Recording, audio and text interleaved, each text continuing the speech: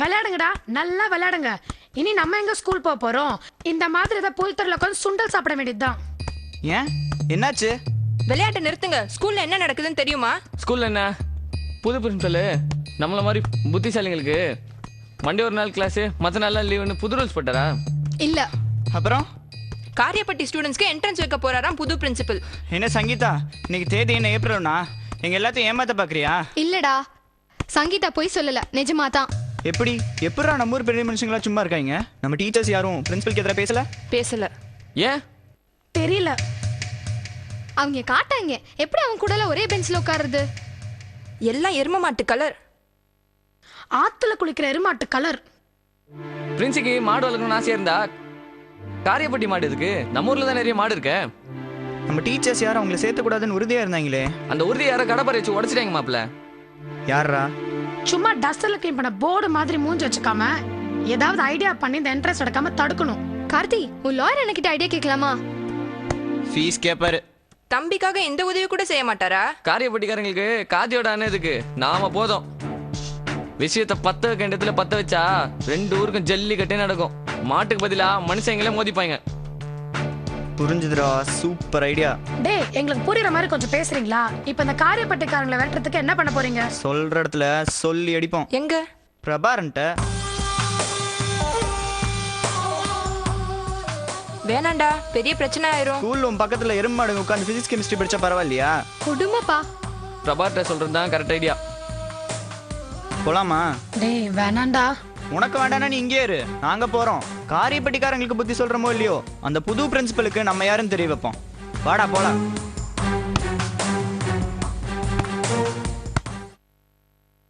h plus auto is equal to h2o.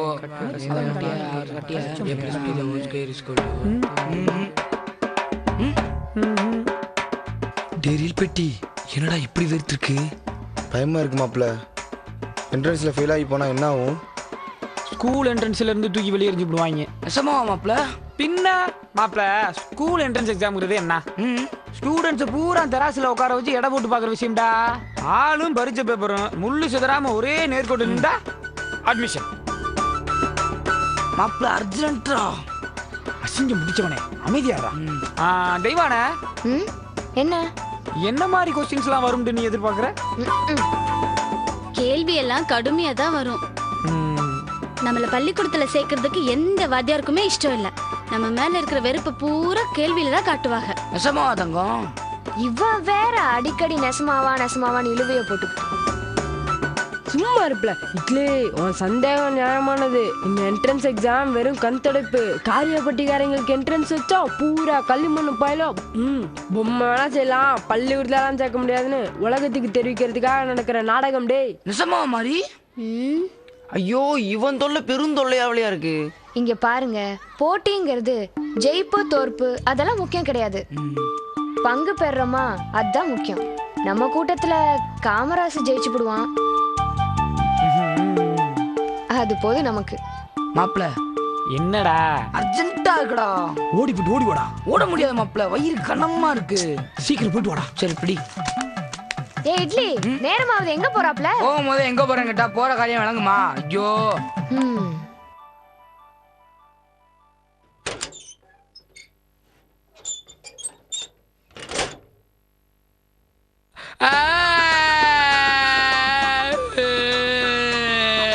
எனக்கு பரிச்சை வேடா, பரிச்சை வேடா, பரிச்சை வேடா. அதுக்காதடா, அதுக்காத.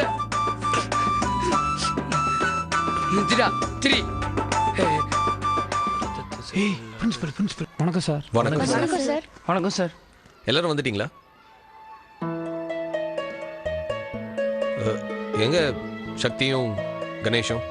சார் கணேஷ் பக்கத்துல போயிருக்கேன் சார், சக்தி வரல சார். ஏன்? சக்தி அம்மாவுக்கு பயம். தேனிக்காரவங்க சக்தி ஏதாவது பண்ணிடுவாங்களோன்னு. அதுக்காக என்ட்ரன்ஸ் எக்ஸாம் சக்தி மிஸ் பண்ணலாமா? எனிவேஸ், நீங்களாச்சும் கவனமா எழுதுங்க. வணக்கம் சார். வணக்கம். கொஸ்டின் பேப்பர் கஷ்டமா இருக்குமா சார்? நான் உங்க பாட புத்தகத்துல இருந்து ஒரு கேள்வி கூட கேட்கல. அப்புறம் சார் எல்லா கேள்வியும் இப்ப சொல்லிடுவா? சொல்லுங்க சார், எழுதிக்கிறேன். கணேஷ் சாரி சார் பயத்தில் உளறிட்டேன். சார் எக்ஸாம் ஆல் ரெடி ஆயிடுச்சுங்க சார். சரி ஓகே நான் சார். அனுப்புறேன். சந்தோஷமா எழுதுங்க. நான் இருக்கேன். All the best. போங்க.